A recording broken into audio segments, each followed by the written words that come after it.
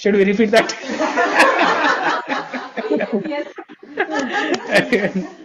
Yeah.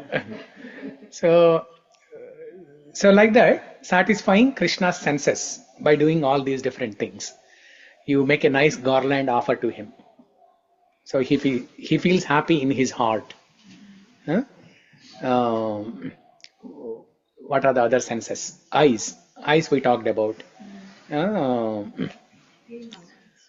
When Krishna sees you in the temple itself, he will feel happy. And when you dress up nicely, he'll feel even more happy. Yeah? And we talked about his eyes, we talked about his tongue, we talked about his ears, nose. Okay, you offer tulsi leaf or you offer sandal pulp. It is a practice in many temples, especially Narsimha temples. There is a festival called as Chandanotsav. It's a 1 month celebration during which his entire body is applied with sandal pulp, sandalwood paste or pulp. And that is for the smell and also for the skin also, right? So we covered all the senses. So satisfying Krishna's senses. Now if we serve Krishna's senses, if we give happiness and satisfaction to Krishna, then everybody will become happy. Now when you decorate Krishna's deity nicely by offering nice garland, nice pitambara vastram, all those things, nice jewelry, looking at that, everybody will feel happy. ISKCON temples always, Prabhuji. Yeah. Decoration is excellent. Yes, opulent decoration. Yeah. Every day, not just Friday, Saturday, Sunday, weekend, but every day it's like that. Yeah. Every day.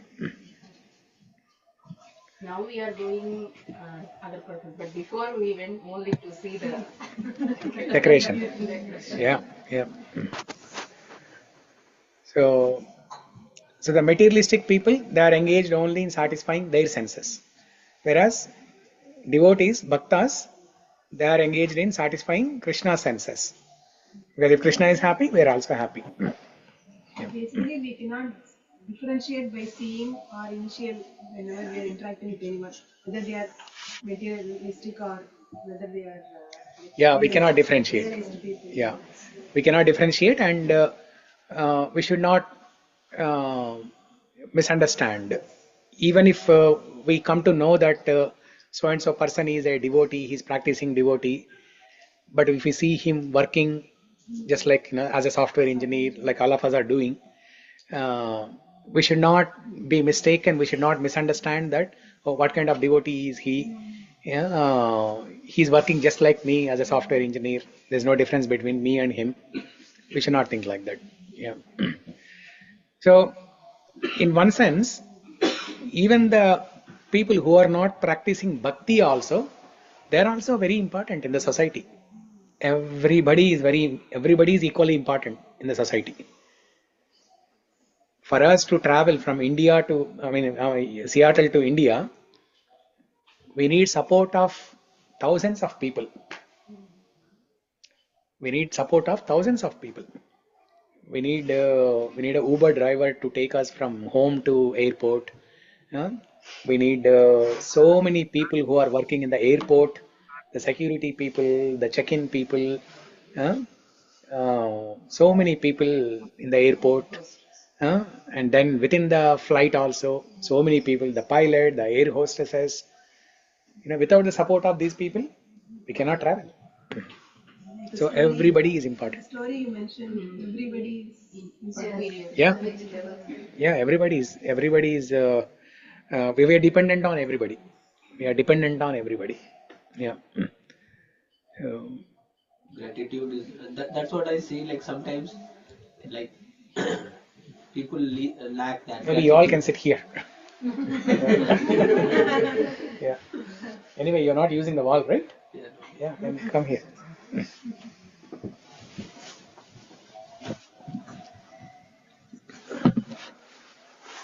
Yeah, gratitude. Yeah, gratitude is lacking, right? Sometimes that's very important, right?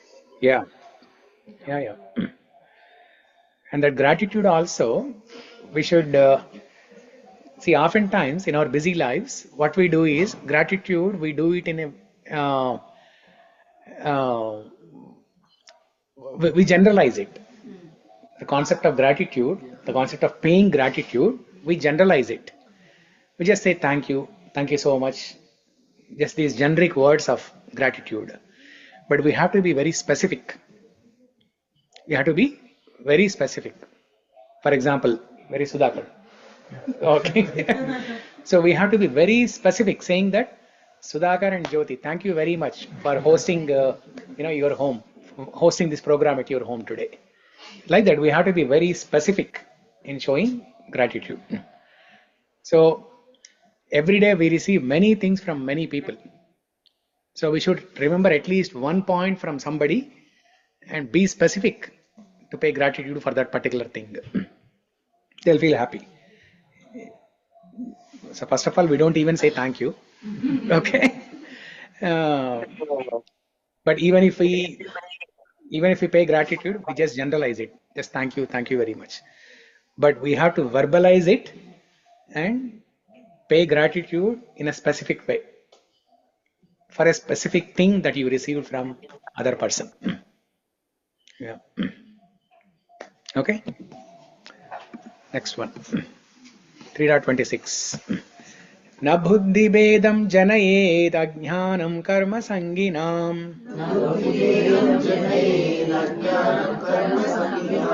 जोषयेत् सर्वकर्माणि विद्वान् युक्त समाचरन्.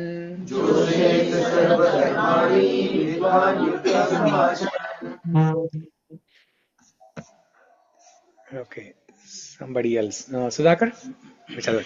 So as not to disturb the minds of ignorant men attached to the fruitive results of prescribed duties, a learned person should not induce them to stop work. Rather, by working in the spirit of devotion, he should engage them in all sorts of activities for the gradual development of Krishna consciousness. Vedischa sarver aham eva vidya. That is the end of all Vedic rituals. All rituals, all performance of sacrifices, and everything that is put into the Vedas, including all directions for material activities, are meant for understanding Krishna, who is the ultimate goal of life. But because of the conditional souls do not know anything beyond sense gratification, they study the Vedas to that end. But through fruitive activities and sense gratification regulated by the Vedic rituals, one is gradually elevated to Krishna consciousness. Therefore, a realized soul in Krishna consciousness should not disturb others in their activities or understanding, but he should act by showing how the results of all work can be dedicated to the service of Krishna. The learned Krishna conscious person may act in such a way that the ignorant person working for sense gratification may learn how to act and how to behave. Although the ignorant man is not to be disturbed in his activities, a slightly developed Krishna conscious person may directly be engaged in the service of the Lord without waiting for other Vedic formulas. For these fortunate men, there is no need to follow the Vedic rituals, because by direct Krishna consciousness, one can have all the results one should otherwise derive from following one's prescribed duty. Yeah. So here Krishna is giving an instruction on preaching, giving an instruction on preaching. So when we see materialistic people, because the previous shloka talked about materialistic people, right? Materialistic people, they work only for their own satisfaction.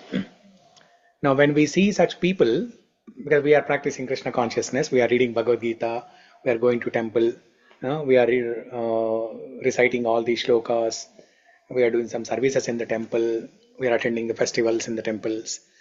Now when we see a completely materialistic person, we feel like, oh, I should go and tell him, I should preach, I should tell him that whatever you are doing is nonsense, stop doing that.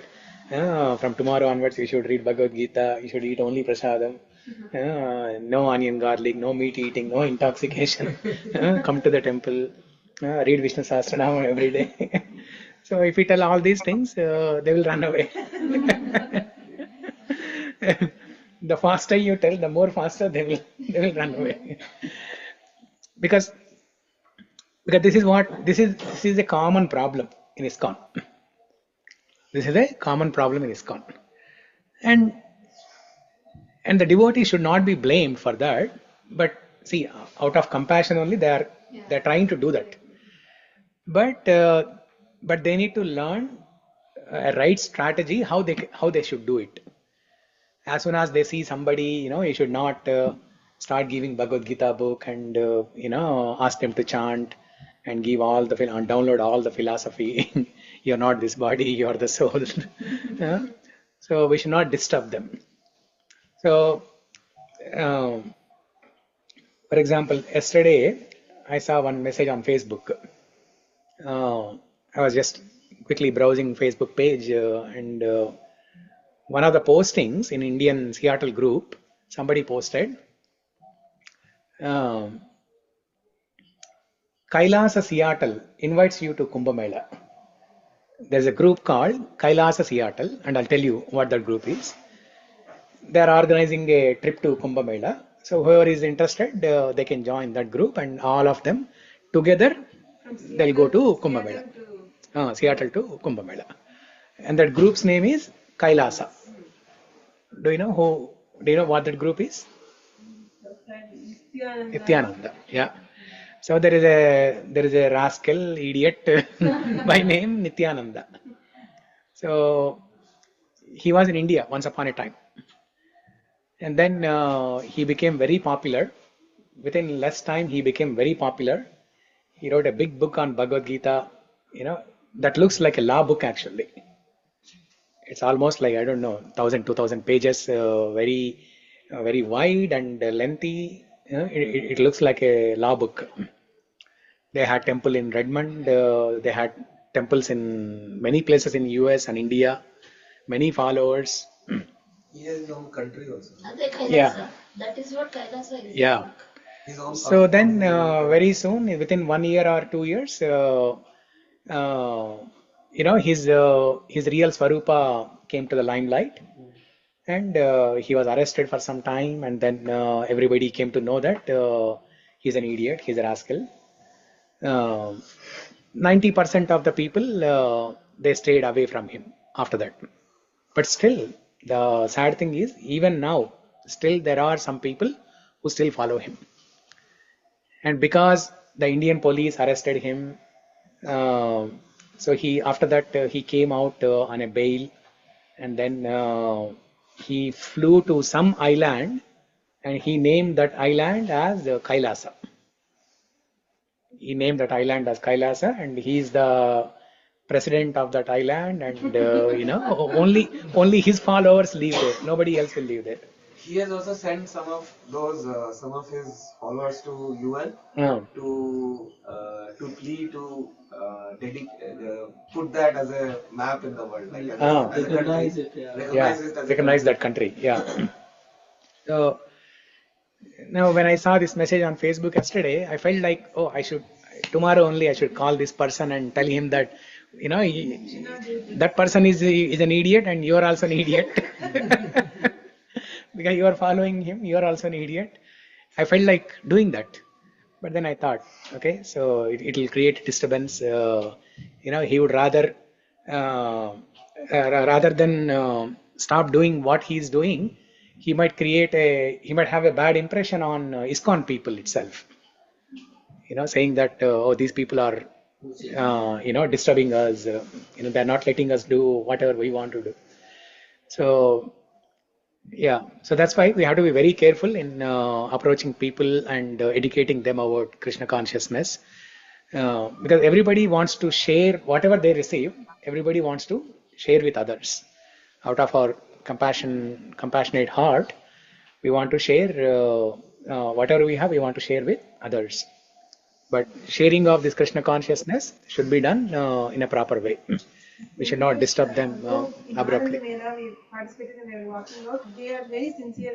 They were distributing, when we are walking outside, they Yeah. were distributing their pamphlets. So that's that time one day I was asking, what is this? And Umesh was telling me, Yeah. this is, so instead of doing that, if they come here, it will be better, but we cannot tell them, they will not understand.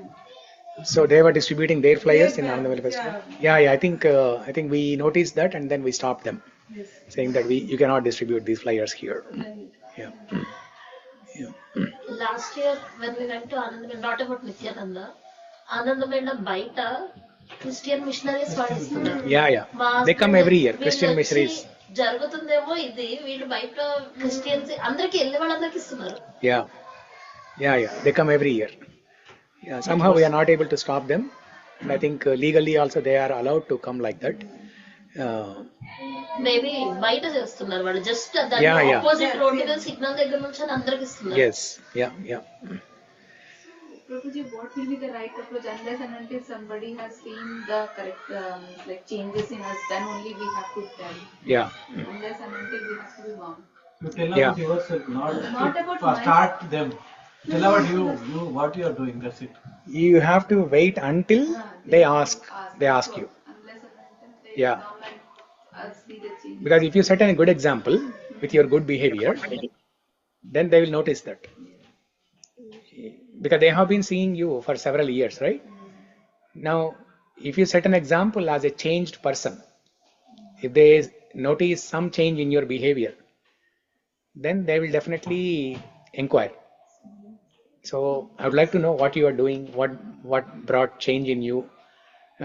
I see that you have become a very good person now. So we have to wait until they come and ask. And sometimes we can invite them to festivals like Ananda Mela or Janmashtami without giving much philosophy. We can simply invite them to attend the festivals, share some prasadam. And the and all they are distributing, that is a very good. Yeah, different kinds of prasadam. So, yeah, just engage them in whatever way possible. Just simply engage them, and when they are ready for philosophy, then you start speaking. Yeah. Yeah. Okay.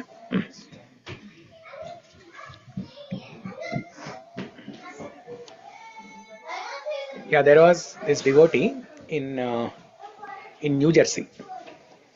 So New Jersey is full of Indians and a lot of temples. There are 3-4 ISKCON temples itself. His family was very happy. He had a good job there.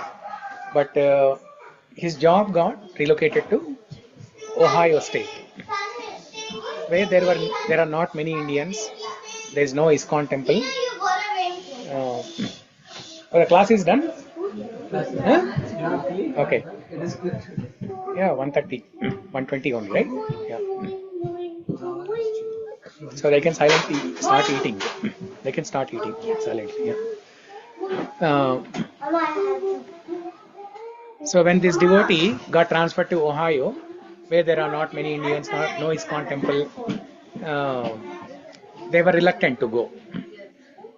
But then after some time, they decided that they have to go because there's no other option. So they went there, and then there's no ISKCON temple. There are no devotees. He's the only devotee there. Then every week he used to conduct some home program. He used to invite his friends, and then do some kirtan and give few minutes of talk. More than that, the colleagues at workplace, they saw a new person joining their team, and they saw a drastic difference between other team members and this person. This person behaving very sober, very nice, very gentle, very soft in his dealings, very honest, all those good qualities. So seeing all these good qualities, two, three other colleagues, they inquired, how you are able to remain so calm when there is a big issue at workplace, when the manager scolds, how you are able to remain calm. All these things they asked. Then he started preaching. Yeah. So like that, within a year, he developed a congregation of 100 people within a year. So simply by his behavior, he was able to preach. Yeah. So when there is an opportunity to speak, you speak. Otherwise, when there is no opportunity to speak it, you just remain silent and you preach by your behavior. Yeah.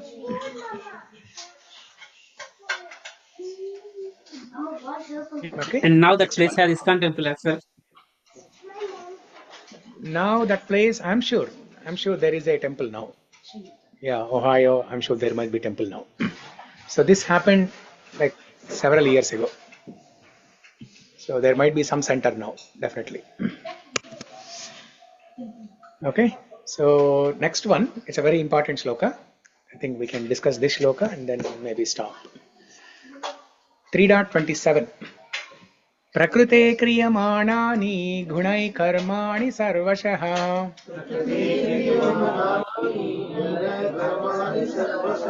Ahankara vimūಢātmā kartāham iti manyate.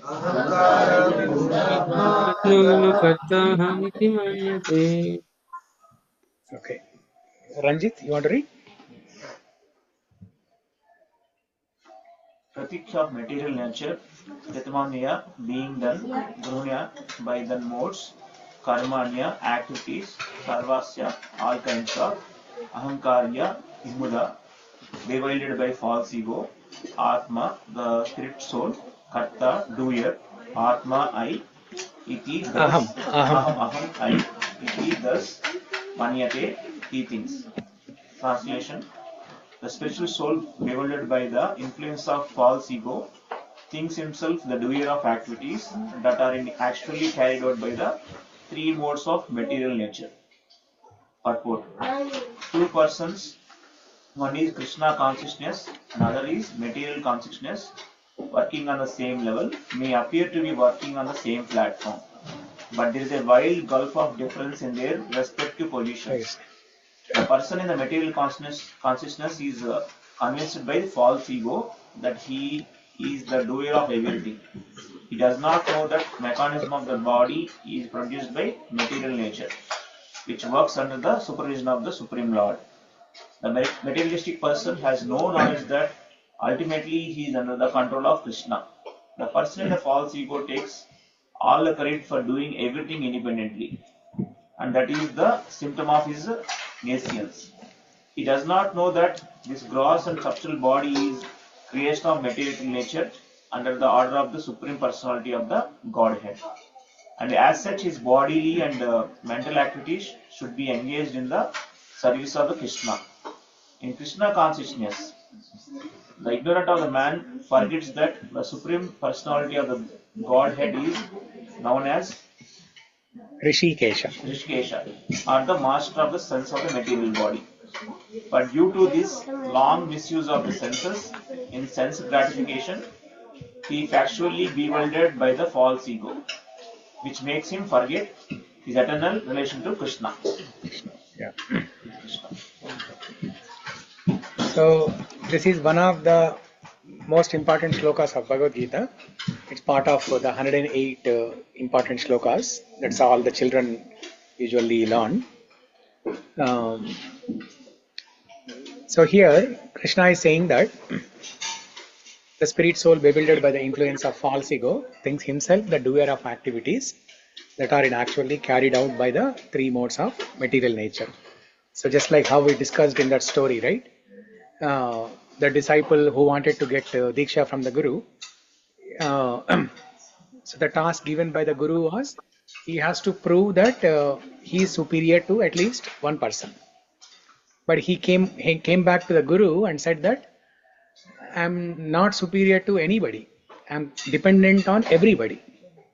So that is the mentality of a devotee.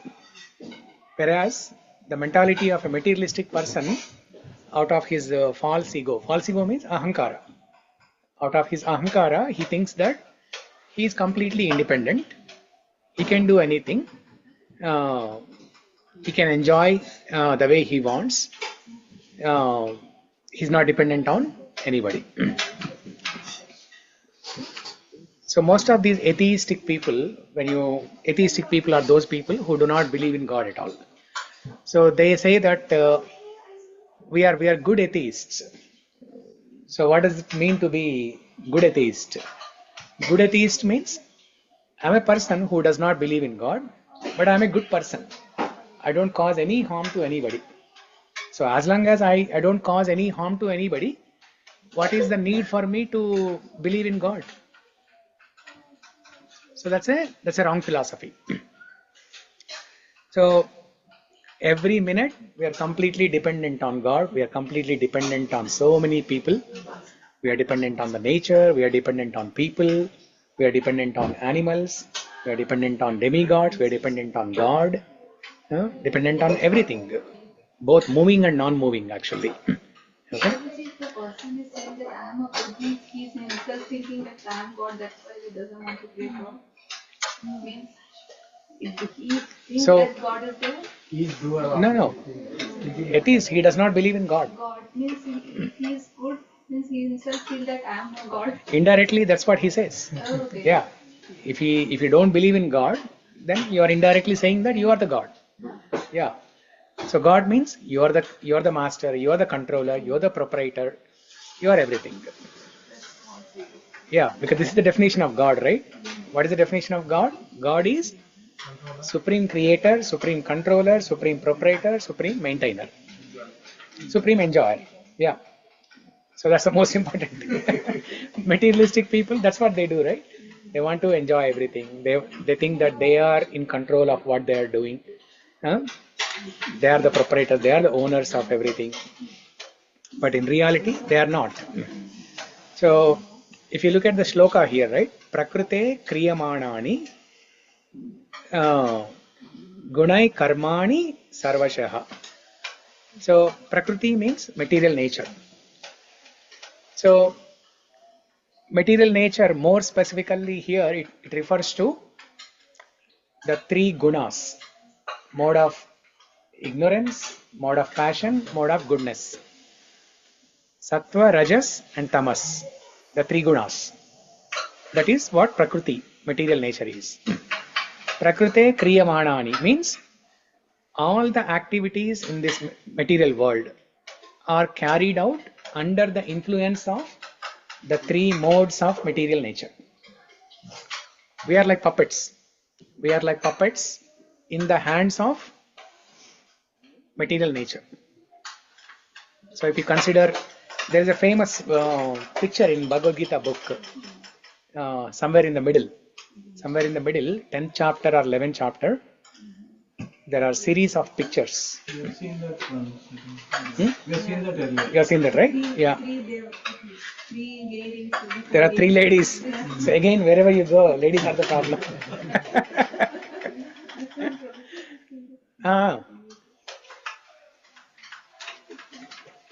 Yeah. She opened it. Yeah. Tanvish will open this page only. And it always works. Always. She will not read anything. He will open this page only. This Atma. The soul transmigration. Always he will open and see for 5 minutes. I don't know what he sees. Yeah. So, you can tell him a shloka to remember that. It's in 2nd chapter. Dehinosmin yata dehe kaumaram yavanam jara tata dehantara prapti dhiras tratrana muhyate.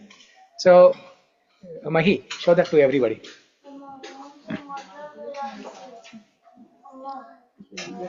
So there is Krishna, who is the controller of the material nature. The three modes are represented by the three ladies, and then the men, the poor men, the poor men in the hands of the ladies. They are being controlled by the ropes in the hands of the ladies. Mode of goodness, passion and ignorance. So whatever we do, everything is done under the influence of Remote. The ladies. But the men think, what do the men think? Men think I am doing it. Yes.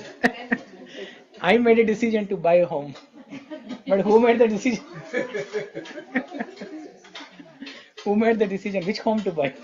You might have made the decision to buy a home, but who makes the decision to buy which home? Archana, is that correct?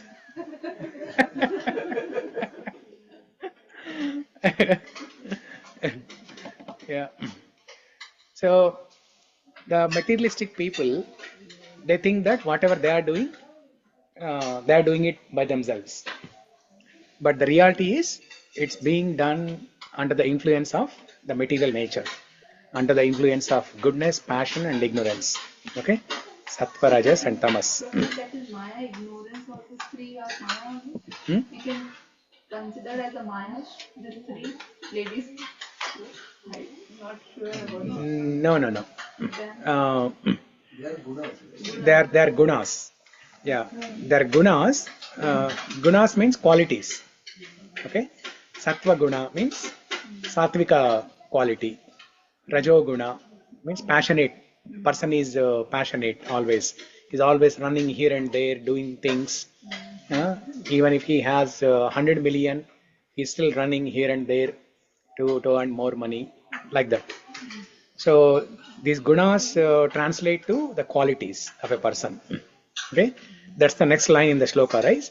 Prakrute kriyamanani gunai karmani sarvashaha. Okay.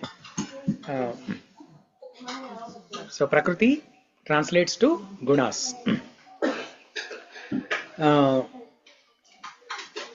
And then there is an element of ahankara, the false ego. In every person's how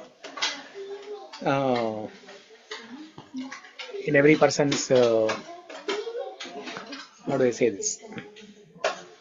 The human life consists of body, the gross body, and then spirit soul, and then mind, which is a subtle thing, and then false ego and intelligence. So there are 5 things: body, soul, mind, intelligence, and false ego. So it's another layer. False ego It's another layer. Yeah. BMI. Somebody will call BMI. Body, mind, and intelligence. BMI. Body, mind, intelligence. Yeah. Yeah. So gross body is at the lowest level. Above gross body are the senses. Okay. Above senses is mind. And above mind is intelligence. Above intelligence is false ego, ahankara. Above ahankara is the spirit soul. That's the hierarchy. Krishna gives this hierarchy in 4th and 5th chapter. At a high level, there are 5 things: body, soul, mind, intelligence, and false ego. But if you subdivide them, if you go into more details, then there are many things: body, senses, mind, intelligence, false ego, and then the soul. Okay? So out of the false ego, we are all covered by this layer of false ego, ahankara. Ahankara means, aham means I. Kara means karana. The word karana means cause, right? I am the cause. The word karana comes from the root word kara. So ahankara means thinking that I am the doer. I am the doer. I am the only doer. That's a wrong mentality. Because every action, whether it is small or big, it requires various things. What are the various things that are involved in every action? First of all, we desire to do something. Okay, that's the first thing. After making a desire, then we need to have proper facility, the bodily facility, to perform that action, to fulfill our desire. Okay. Now, in order to have that bodily mechanism in a proper condition, we need to have blessings of the devatas. demigods. That's the third thing. Now, in order to have the blessings of the, now where do the demigods get the blessings from? From Krishna. Okay? And that same Krishna as Paramatma in everyone's heart, he has to sanction. So these four things, and then finally the actual endeavor, the action. One has to act upon it. Simply making a desire is not sufficient, right? Somebody has to perform the action, the endeavor. So these are the 5 different things that are involved in performing any action, whether small, big, significant, important, insignificant, anything. Okay? A simple task, as simple as raising my hand like this, it requires support of these 5 things. Okay? I make a desire to lift my hand. In order to lift my hand, I need to have all the ligaments, the joints, everything in proper condition. They should be in good health. Now, when my ligaments and joints and bones will be in good health, when the corresponding devatas or demigods are happy, and then the Paramatma has to sanction my desire to lift my hand, and then finally I have to do the endeavor to lift the hand. So these are the 5 things involved. It's very complex. Now when we do things, we don't notice. We don't notice how these are happening, right? We don't even know how these are happening. We don't even know how the food is getting digested in our stomach. And we think we are doing everything. I am the doer. Ahankara. So Prabhuji, why this I inculcates in us? Because of the environment? Why I am the doer? Why it inculcates in within us? Because we don't know how the environment which we grow up, or because of the karma, what are the factors? Yeah. Why we inculcate such I factor? Yeah. So this disease of I-ness, this disease of ahankara, aham, mama, iti. Mama, aham means I. Mama means for me or mine. Or my people, mine and my people. So this disease of I and minus, it originated in spiritual world. In spiritual world, we were all very happy serving Krishna. Okay, but one day we were thinking, oh, every day I'm serving Krishna like a servant. Instead of that, why can't I enjoy separate from Krishna? Why can't I become God? Why can't I enjoy like Krishna? Why can't I become Krishna? Why don't everybody serve me? Just like how they are serving Krishna, why don't everybody serve me? So we developed this desire somehow. Not all the jivas in the spiritual world developed this desire, but some jivas who misused their free will, we all have free will, but some jivas who misuse their free will, like all of us, we fell into the material world. So Krishna said, okay, so you want to become God, you want to enjoy separately from me. Okay, I'm going to send you to material world. You try, you experiment, and you see to yourself if you can enjoy away from me, separate from me. And then we all came here, we are all struggling.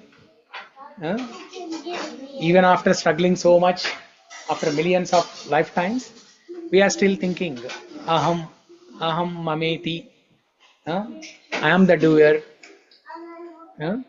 my people, I am, everything is for my enjoyment. So we are thinking like that. So this disease is not from here. It originated from spiritual world. Yeah. So under the one more question. So lifting hand we desire it, yeah, but sometimes we simply sit and thoughts are coming, right? Yeah. But I don't desire that one. They just simply come, right? Yeah. Yeah. So if you also the Paramatma is sanctioning those thoughts automatically. So the thoughts are nothing but a manifestation of impressions from the past. It can be impressions from past life or this life also. See, if you keep on hearing let's say Tollywood or Bollywood songs for 5 years, every day continuously from morning till evening, okay, then what will happen? What kind of thoughts you will get? Yeah, you will get thoughts like that only. when you see snow falling in Seattle, then you will think of a song. Manchu kurise velalo. Right? It's still our desire. God is. Yeah, it's our desire only. So thoughts are the manifestations of our impressions. And who created those impressions? We created the impressions. Yeah. Now, let's say instead of the Tollywood or Bollywood songs, let's say for 2 years continuously from morning till evening, you hear Hare Krishna Maha Mantra, you hear Vishnu Sahasranama, you chant Vishnu Sahasranama, you hear Mukundamala Stotra, you hear Brahma Samhita, all these, prayer Bhishma Stuti, Damodarashtaka. Naturally, you will get those thoughts only, right? So, whatever you sow, so shall you reap. Whatever you sow, so shall you reap. If you sow mango seeds, you will reap only mango fruits. If you sow something, then you will not reap a different thing, right? Yeah. So we are the cause of our thoughts. Yad bhavam tad bhavati. Yeah. Yeah. So is it 2 o'clock or 1:46? Huh? Okay. Okay. In this purport, they say 2 persons, but you're only talking about other 1 person. One is other one, but yeah, he's only talking about the other one. No, the previous 2 shlokas talked about materialistic person, right? A materialistic person, he's always working to satisfy his senses. It's a continuation of that verse. So a materialistic person, when he is thinking that, when he wants to enjoy his senses always, he's thinking that he's the enjoyer, he's the only enjoyer. He's the only enjoyer, and he also thinks he's the only doer.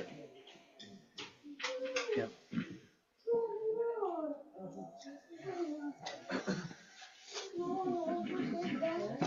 So this concept of different things that are involved in performing an action, that is elaborated again in 18th chapter, where Krishna gives more details on what are the different aspects or different factors involved in performing any action. Okay.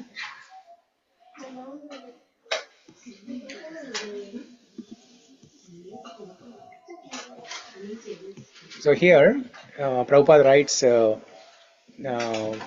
this name of Krishna, Hrishikesha. Among the unlimited names of Krishna, one of the names is Hrishikesha. So this comes in one of the shlokas in first chapter also. Hrishikesham tada vakyam. Okay. Idamaha mahipate.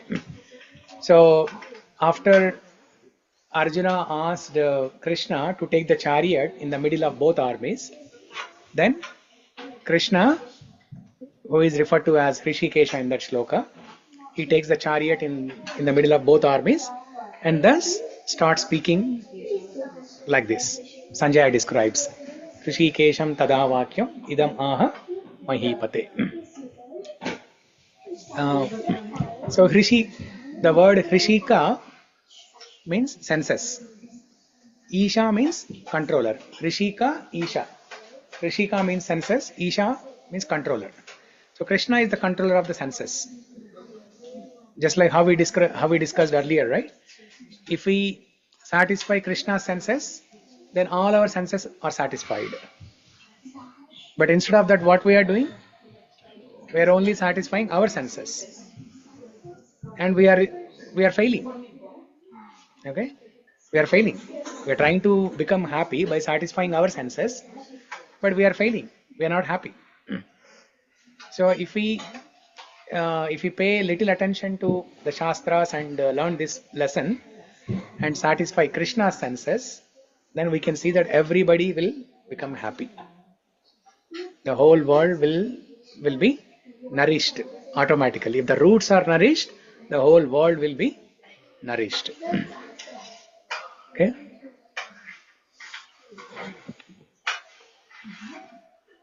So that's about this shloka. It's one of the important shlokas. You want to say anything about this, Prabhu? Prakriti Kriyamanani. Very nice verse. Huh?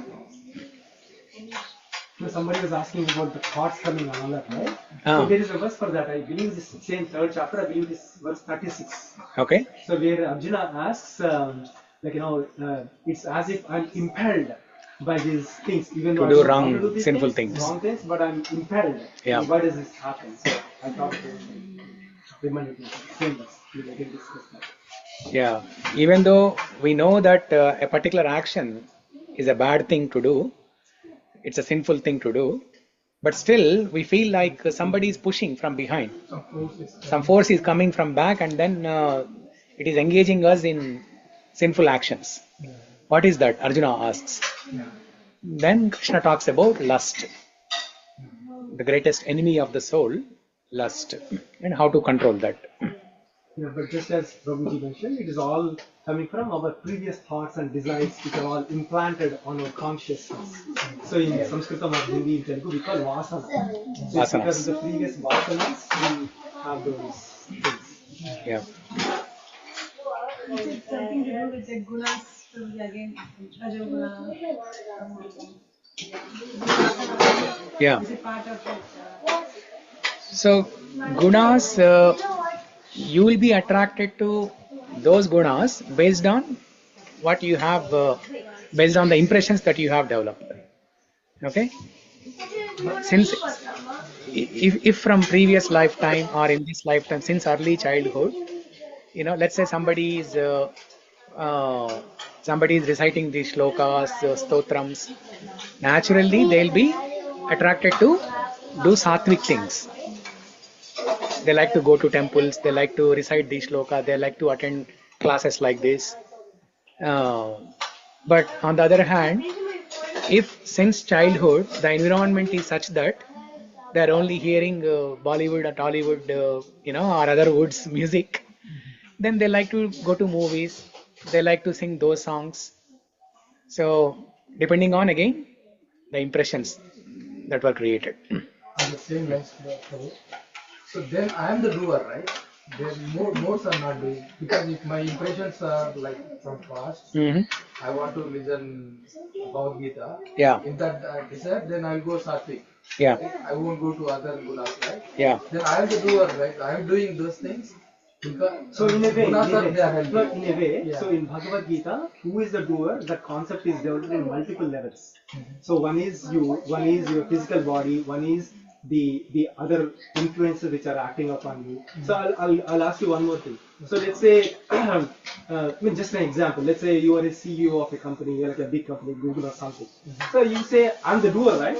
So I can say the same thing, right? I can say the same thing because I studied well, I work so hard, so I'm the doer, so I'm the CEO. Is that right thing with you? Yeah. No, but it's not, right? That's what it is. So see, for one to become a CEO, you are one of the doers. Things that come into the picture. There's the parents, there's the society. What if there are no universities in the place where you went to? So what do you do? So we always have to give back. So we have to attribute to our success to something else also. It's not just to me itself. So like that, that's why in Bhagavad Gita is explained in many levels, many contexts. So you are one of the doers. So yes, you are doer, but you are not the only doer. You are one of the doers. Yes, the example that you gave. I want to read Bhagavad Gita. It's my desire, right? That means I am the doer, right? Simply having a desire to read Bhagavad Gita is not enough. So the Paramatma has to sanction. Also, Prabhupada has to translate it. Yeah. The book should be available. The book should be available. We are totally lost. And we should be able to read Bhagavad Gita. We should be able to read English. And after that, somebody has to host the program in their house. Others will read the He is the one hosting. Oh, well. He is the doer. No problem. Maybe his wife. He is not the doer. His wife is the doer. Got it. Controlled by Jyoti. Yes. The ladies. Now I got the answer. I'm not the doer. You are not the doer.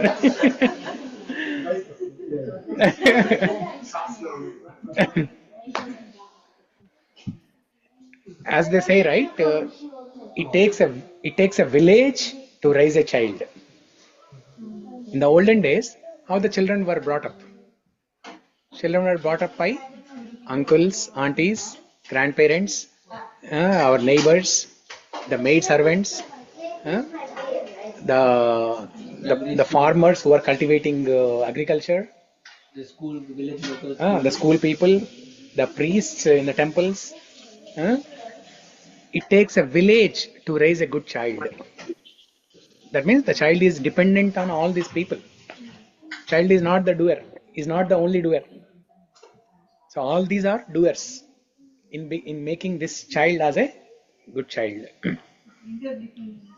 Interdependent. Yeah. Cooperation.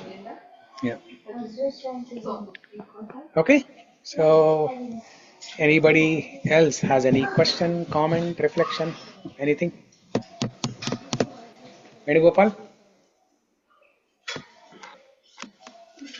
So before Venugopal says anything, okay, I want to acknowledge and congratulate Venugopal. He is the one person since the beginning of this class. We started this class, I don't know, like 2 years ago or sometime, okay? He never misses the class.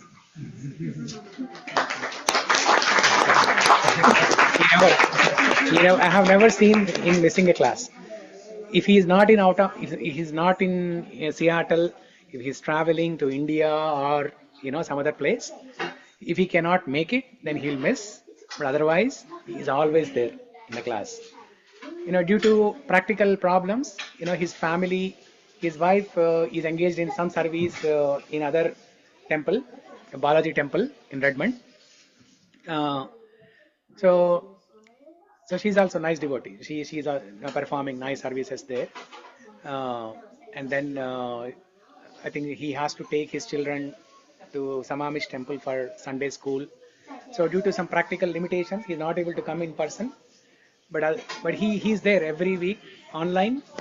He's there every week. Very good. That's very inspiring, Venugopal. Thank you. Hare Krishna Prabhu. Yeah.